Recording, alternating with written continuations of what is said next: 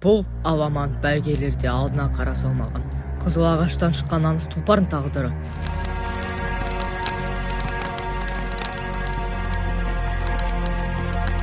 Жарыстарда жеңсең, жаңылмаған жүрек, енді тек жүрегінде ғана бәйге соғысы жалғасады.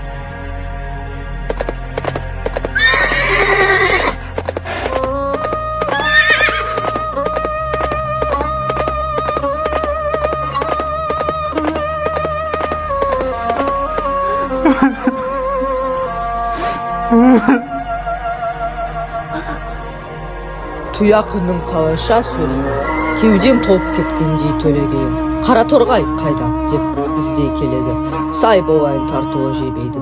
Тағдыр мұндай боларын ойлады кім? Ет жүрегім сезер тойда бұл.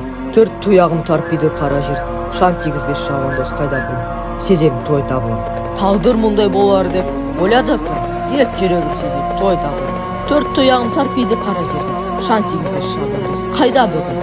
Епкім барды көтеріліп таптабады, енді келіп кім мен мақталайды?